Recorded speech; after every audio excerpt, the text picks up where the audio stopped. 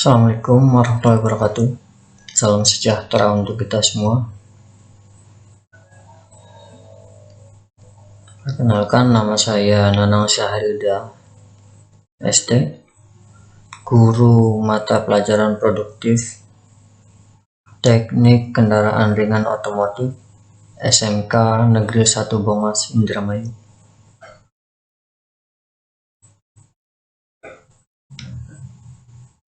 Semoga kita semua masih diberi kesehatan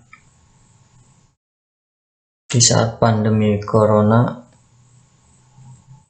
atau disebut virus COVID-19,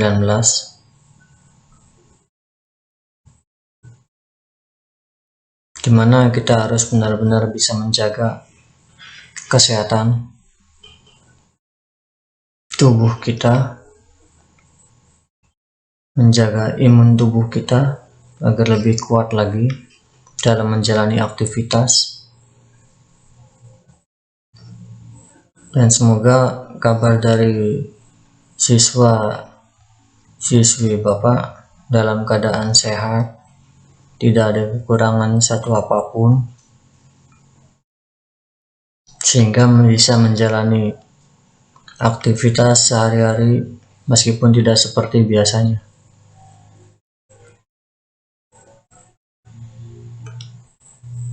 Baik, pada pertemuan kali ini Bapak akan menjelaskan mata pelajaran pemeliharaan mesin kendaraan ringan,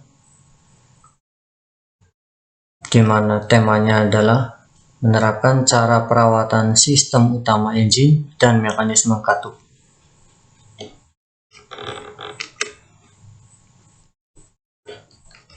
Sebagai awalan pertemuan, kalian harus mengetahui terlebih dahulu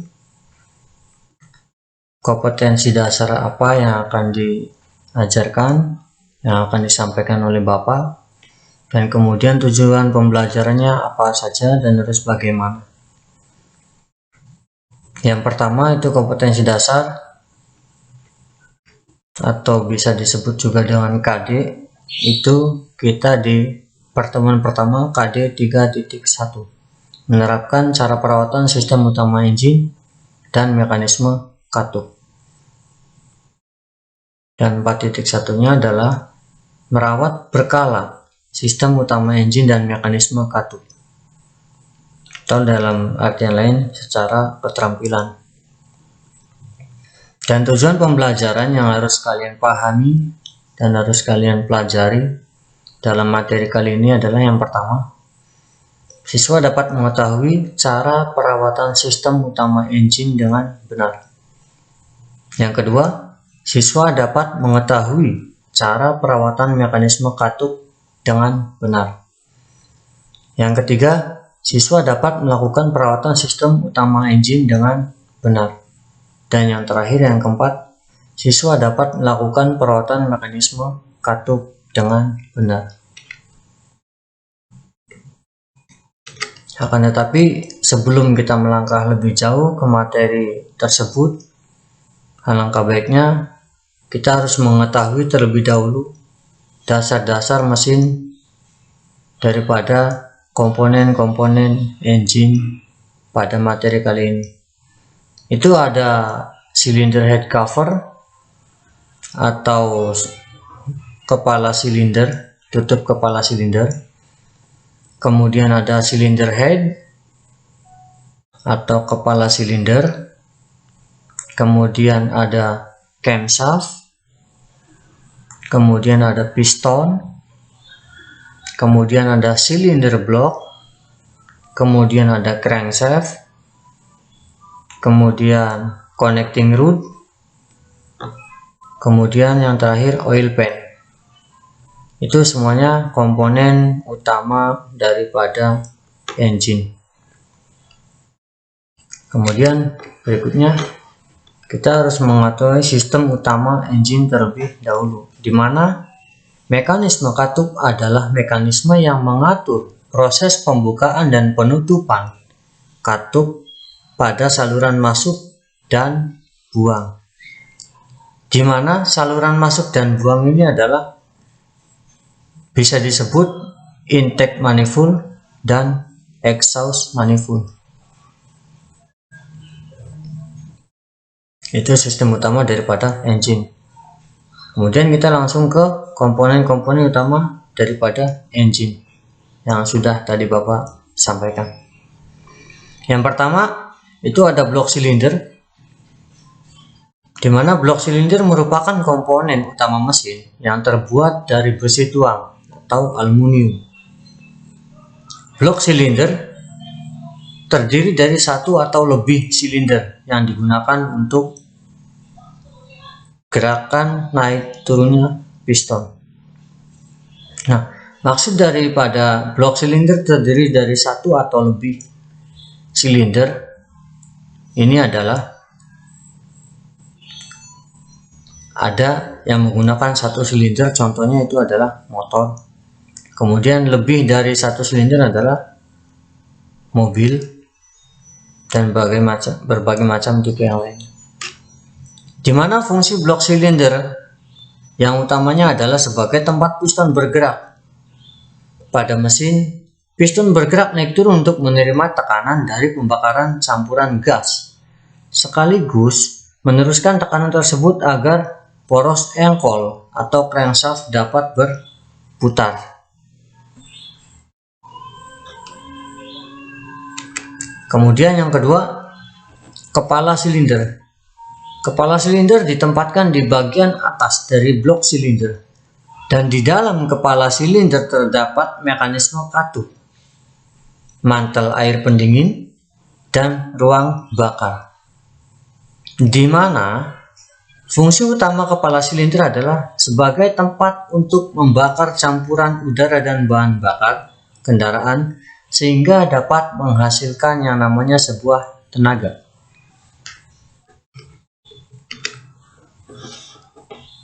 Yang ketiga itu ada piston.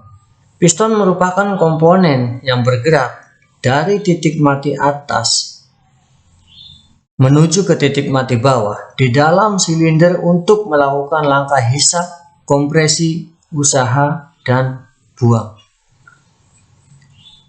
Di mana fungsi daripada piston itu sendiri, yang pertama adalah mengatur volume silinder. Ketika piston sedang turun, maka volume silinder menjadi lebih besar. Mesin akan menghisap campuran udara dan bensin ke dalam ruang bakar. Kemudian berikutnya itu ada poros engkol atau crankshaft. Poros engkol adalah komponen yang merubah gerak naik turun piston dari titik mati atas menuju ke titik mati bawah menjadi gerak berputar, di mana poros menerima beban dan tekanan yang tinggi dari hasil pembakaran. Kemudian berikutnya roda penerus atau flywheel. Roda penerus atau flywheel merupakan komponen mesin yang terbuat dari baja tuang dan dipasang di ujung poros engkol, di mana roda penerus berfungsi menyimpan tenaga putar selama poros pembakaran, sehingga mesin dapat berputar dengan lembut.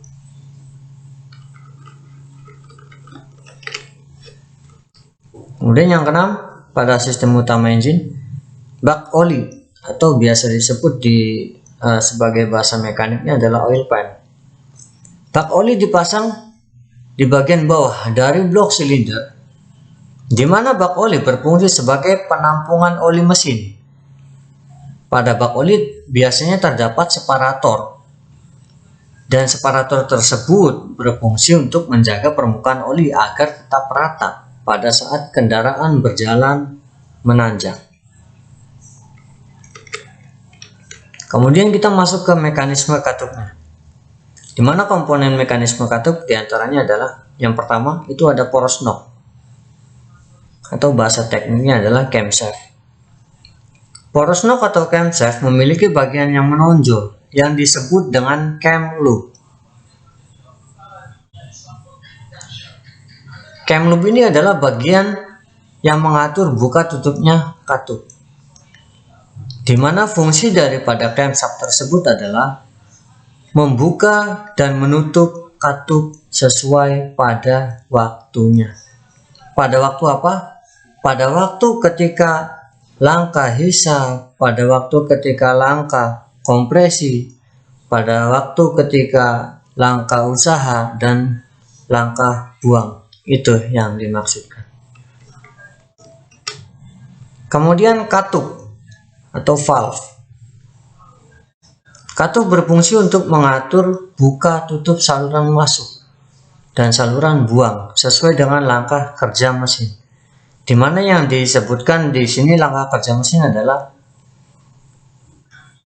langkah hisap, langkah kompresi, langkah usaha, dan langkah buang. Itu. Kemudian yang ketiga ada pegas katup atau valve spring. Pegas katup berfungsi untuk mengembalikan posisi katup ketika cam loop telah selesai menekan katup. Di mana kita kembali lagi ke fungsi daripada camshaft. Berfungsi untuk menutup dan membuka katup sesuai pada waktu yang ditentukan. Ini ada kaitannya dengan camshaft. Kemudian yang keempat, lengan pengungkit atau rocker arm. Lengan pengungkit berfungsi untuk meneruskan daya dorong dari pushrod menuju ke batang katup. Di mana pada bagian-bagian mesin mekanisme katup banyak terdapat lengan pengungkit atau rocker arm, dan di mana pergerakan rocker arm ini tidak semuanya itu bersamaan dan ritmenya itu berbeda-beda, tergantung pada saat posisi piston pada posisi langkah hisap atau kompresi atau usaha atau langkah buang.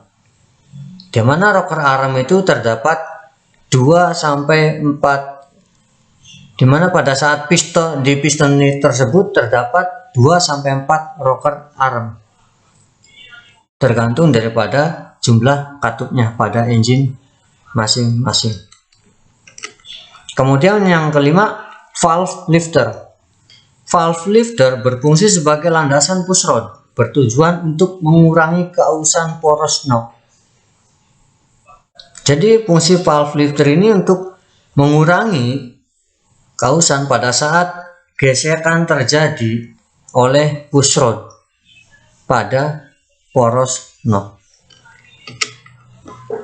Kemudian fungsi daripada pushrod yang keenam adalah pushrod atau batang penekan. Berfungsi sebagai batang penekan yang meneruskan daya dorong dari valve lifter menuju rocker arm. Ini adalah fungsi dari pushrod untuk menekan valve lifter menuju ke rocker arm. Kemudian rocker arm bergerak untuk membuka dan menutup katup. Itu. Mungkin itu saja yang bisa Bapak sampaikan. Semoga bermanfaat untuk seluruh siswa-siswi Bapak dan bisa diimplementasikan dalam bentuk praktek luring nanti. Sebelumnya Bapak mohon maaf apabila ada salah-salah kata. Bapak akhiri, billahi taufik wal hidayah. Assalamualaikum warahmatullahi wabarakatuh.